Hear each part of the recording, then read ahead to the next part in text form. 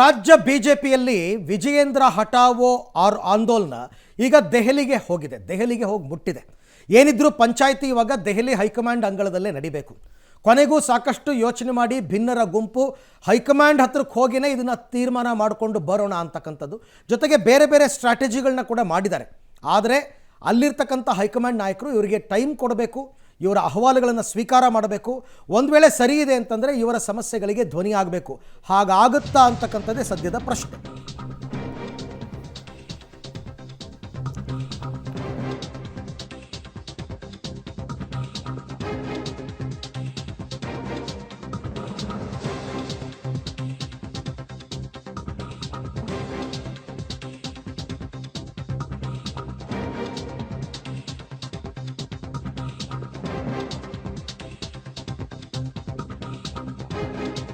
ಬಿಜೆಪಿಯಲ್ಲಿ ಈಗ ವಿಜಯೇಂದ್ರ ಹಟಾವೋ ಆಂದೋಲನ ಜೋರಾಗ್ತಾ ಇದೆ.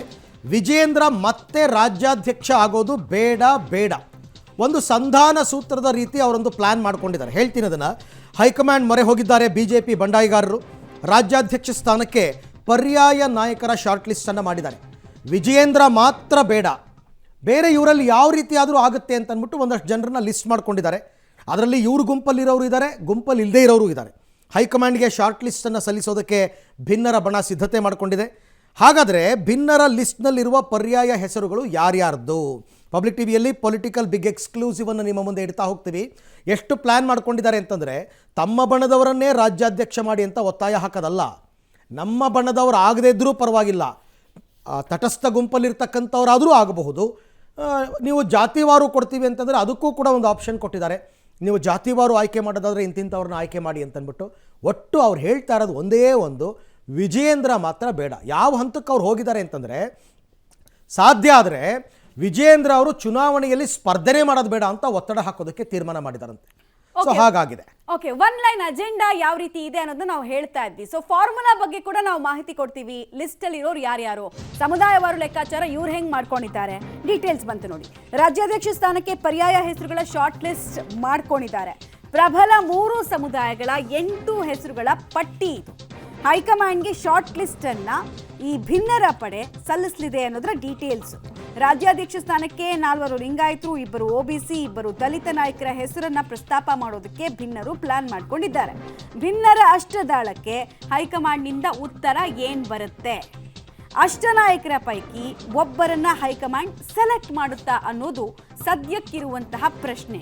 ರಾಜ್ಯ ಬಿಜೆಪಿ ನಾಯಕರಲ್ಲಿ ಶುರುವಾಗಿರುವಂತಹ ಹಠ ಸದ್ಯಕ್ಕೆ ಹೈಕಮಾಂಡ್ ಅಂಗಳವನ್ನು ತಲುಪಿದ್ದೂ ಅಲ್ಲದೆ ಚಾಯ್ಸ್ ಕೊಟ್ಟಿದ್ದಾರೆ. ನೀವು ಚೂಸ್ ಮಾಡಿ, ಈ ಸಮುದಾಯದ ಲೆಕ್ಕಾಚಾರ ಫಾರ್ಮುಲಾ ವರ್ಕೌಟ್ ಮಾಡ್ತೀರಾ? ನೋಡಿ, ಇಷ್ಟು ಜನ ಲೀಡರ್ಸ್ ಇದ್ದಾರೆ, ಇವರು ಕೂಡ ಅಷ್ಟೇ ಪಾಪ್ಯುಲರು ಅಂತ. ಈಗ ವಿರೋಧ ಪಕ್ಷದ ನಾಯಕರನ್ನ ಒಕ್ಕಲಿಗ ಕಮ್ಯುನಿಟಿ ಅವರು ಕೊಟ್ಟಿದ್ದಾರೆ. ಆರ್ ಅಶೋಕ್ ಅವರಿಗೆ ರಾಜ್ಯಾಧ್ಯಕ್ಷ ಸ್ಥಾನವನ್ನು ಲಿಂಗಾಯತ ಸಮುದಾಯದವ್ರಿಗೇ ಕೊಡಬೇಕು ಅನ್ನೋದೇ ಆದರೆ ಅವರೊಂದು ಅಷ್ಟು ಆಪ್ಷನ್ಸ್ ಕೊಡ್ತಾರೆ. ಯಾರು?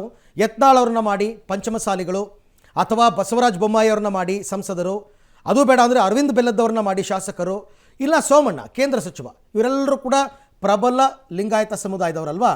ಇವರಲ್ಲಿ ಯಾರಾದರೂ ಒಬ್ಬರನ್ನ ಆಯ್ಕೆ ಮಾಡಿ ಅಂತ ಹೇಳಿದ್ದಾರೆ. ಓಕೆ, ಭಿನ್ನರ ದಲಿತ ಫಾರ್ಮುಲಾ ಏನು ಹಾಗಾದ್ರೆ?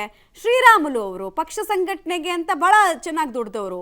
ST ಸಮುದಾಯ ಅವ್ರು ಹೇಳ್ದಂಗೆ ಕೇಳುತ್ತೆ. ಲಾಸ್ಟ್ ಟೈಮ್ ಅವ್ರನ್ನ ಚೆನ್ನಾಗಿ ಬಳಸ್ಕೊಳ್ಳಿಲ್ಲ, ಹೀಗಾಗಿ 0 ಸುತ್ತು ಬಿಜೆಪಿ, ಹೀಗಾಗಿ ಇವ್ರಿಗೆ ಅವಕಾಶ ಕೊಡಿ ಅಂತ. ಇನ್ನೊಂದು ಕಡೆಗೆ ಲಿಂಬಾವಳಿ ವಕ್ಫ್ ಹೋರಾಟದಲ್ಲೆಲ್ಲ ಬಿಜೆಪಿಯ ಹೈಕಮಾಂಡ್ ಇಂದ ಬೇಷ್ ಅನ್ಸ್ಕೊಂಡಿದ್ದಾರೆ. ಸೊ ಅವ್ರು OBC ಫಾರ್ಮುಲಾ ಬೇಕು ಅಂತಂದರೆ, ಬ್ಯಾಕ್ವರ್ಡ್ ಕಮ್ಯುನಿಟೀಸ್ ಬೇಕು ಅಂತಂದರೆ ಅದರಲ್ಲೂ 2 ಆಪ್ಷನ್ಸ್ ಕೊಟ್ಟಿದ್ದಾರೆ.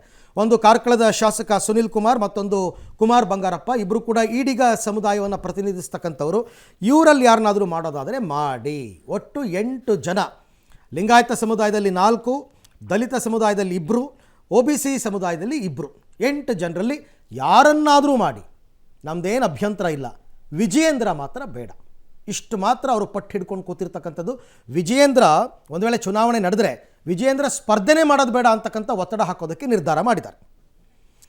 ಈ ಎಲ್ಲ ವಿಚಾರಕ್ಕೆ ಸಂಬಂಧಪಟ್ಟಂತೆ ಮತ್ತಷ್ಟು ಮಾಹಿತಿ ನನ್ನ ಕೊಲೀಗ ಮಸೂದ್ ಅವರಿಂದ ಪಡ್ಕೊಳ್ಳೋಣ. ಮಸೂದ್, ಈಗ ರಾಜ್ಯಾಧ್ಯಕ್ಷರನ್ನ ನೇಮಕ ಮಾಡಬೇಕಾದ್ರೇ ಸಾಕಷ್ಟು ಅಳೆದು ತೂಗಿ ಲಿಂಗಾಯತ ಸಮುದಾಯಕ್ಕೆ ರಾಜ್ಯಾಧ್ಯಕ್ಷ ಸ್ಥಾನ, ಒಕ್ಕಲಿಗ ಸಮುದಾಯಕ್ಕೆ ವಿರೋಧ ಪಕ್ಷದ ನಾಯಕ ಸ್ಥಾನ, ಹೀಗೆಲ್ಲ ಪ್ಲ್ಯಾನ್ ಮಾಡಿಕೊಂಡಿದ್ದಾರೆ.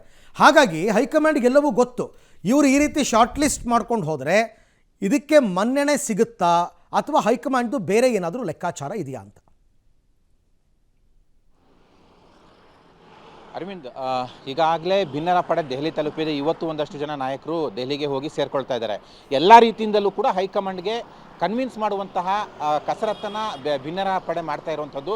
ತಟಸ್ಥರ ಪಡೆಯ ನಾಯಕರು ಕೂಡ ಈಗಾಗಲೇ ಸಪೋರ್ಟ್ ಮಾಡಿದ್ದಾರೆ. ಅವರ ಮಧ್ಯಸ್ಥಿಕೆಯಲ್ಲೇ ಹೈಕಮಾಂಡ್ ನಾಯಕರ ಭೇಟಿ ಮಾಡಿ ಎಲ್ಲ ರೀತಿಯಿಂದಲೂ ಕೂಡ ಹೈಕಮಾಂಡ್ ನಾಯಕರನ್ನ ಕನ್ವಿನ್ಸ್ ಮಾಡುವಂಥದ್ದು. ರಾಜ್ಯ BJPಯಲ್ಲಿ 3 ಬಣ 4 ಬಣ ಅಂತಿಲ್ಲ, ಇರೋದು ಒಂದೇ ಬಣ, ಅದು ವಿಜೇಂದ್ರ ವಿರೋಧಿ ಬಣ. ಅವ್ರ ವಿರೋಧಿ ಬಣದ ಸಂಖ್ಯೆ ಜಾಸ್ತಿ ಇದೆ, ಅದನ್ನು ನೀವು ಅರ್ಥ ಮಾಡ್ಕೊಳ್ಳಿ. ಯಾಕೆಂದರೆ ವಿಜೇಂದ್ರನ ನೀವು ಮತ್ತೆ ಮುಂದುವರಿಸಿದ್ರೆ ಮತ್ತೆ ದೊಡ್ಡ ಪ್ರಮಾಣದಲ್ಲಿ ಗೊಂದಲ ಆಗುತ್ತೆ, ಪಕ್ಷ ಅಧಿಕಾರಕ್ಕೆ ಬರೋಕ್ಕೆ ಸಾಧ್ಯನೇ ಇಲ್ಲ ಅನ್ನುವಂಥದ್ದು ಮೊದಲ ಅಂಶವನ್ನು ಕನ್ವಿನ್ಸ್ ಮಾಡುವಂಥದ್ದು. ಇನ್ನು ವಿಜೇಂದ್ರ ಬೇಡ ಅಂದರೆ ಪರ್ಯಾಯ ನಮ್ಮ ಹತ್ರ 8 ಜನ ಇದ್ದಾರೆ. ಮುಖ್ಯವಾಗಿ ಭಿನ್ನರ ಪಡೆಯಿಂದ ಪ್ರಯಾರಿಟಿ ಅಂತ ನೋಡೋದಾದರೆ ಯತ್ನಾಳ್ ಮೊದಲ ಹೆಸರು, ಇಲ್ಲಾಂದರೆ OBCಯಿಂದ ಕುಮಾರ್ ಬಂಗಾರಪ್ಪನವ್ರನ್ನ ಮಾಡಬೇಕು, ಇಲ್ಲಾಂದರೆ ಸುನಿಲ್ ಕುಮಾರ್ ಅವ್ರನ್ನ ಮಾಡಬೇಕು ಅಂತ. ಲಿಂಗಾಯತ ಸಮುದಾಯ OBC ಸಮುದಾಯ ಪ್ರಯಾರಿಟಿ ಕೊಟ್ಟಿದ್ದಾರೆ. ಆದರೂ ಕೂಡ ಲಿಂಗಾಯತ ಸಮುದಾಯ, OBC ಸಮುದಾಯ, ದಲಿತ ಸಮುದಾಯದ ಒಟ್ಟು 8 ಹೆಸರುಗಳನ್ನು ಒಂದು ರೀತಿಯಲ್ಲಿ ಆಪ್ಷನ್ ಆಗಿ ಹೈಕಮಾಂಡ್ ಮುಂದೆ ಇಡೋದಕ್ಕೆ ತಾಲೀಮನ್ನು ಮಾಡ್ಕೊಂಡಿದ್ದಾರೆ. ಇದಕ್ಕೆ ಹೈಕಮಾಂಡ್ ಅವರು ಮನ್ನಣೆ ಕೊಡ್ತಾರಾ, ಮನ್ನಣೆ ಕೊಡೋದಿಲ್ವಾ ಬೇರೆ. ಆದರೆ ವಿಜೇಂದ್ರ ವಿರುದ್ಧವಾಗಿ ವಿಜೇಂದ್ರ ಹೊರತುಪಡಿಸಿ ಇಷ್ಟು ಜನ ನಾಯಕರಿದ್ದಾರೆ, ಇವರ ಪೈಕಿ ಯಾರನ್ನ ಬೇಕಾದರೂ ಮಾಡಿ ನಾವೆಲ್ಲರೂ ಬೆಂಬಲ ಕೊಡ್ತೇವೆ, ಮತ್ತೆ ಪಕ್ಷವನ್ನು ಅಧಿಕಾರಕ್ಕೆ ತರ್ತೇವೆ ಅನ್ನುವಂಥ ಒಂದು ಮನವೊಲಿಕೆಯನ್ನು ಕೂಡ ಹೈಕಮಾಂಡ್ ನಾಯಕರಿಗೆ ಭಿನ್ನರ ಪಡೆ ಮಾಡೋದಕ್ಕೆ ಕಸರತ್ತು ಮಾಡ್ತಾ ಇದೆ. ಇವತ್ತು ನಾಳೆ ನಾಡಿದ್ದು 3 ದಿನವೂ ಕೂಡ ವಿತ್ ಲಗೇಜ್ ಸಮೇತ ಹೋಗಿದ್ದಾರೆ.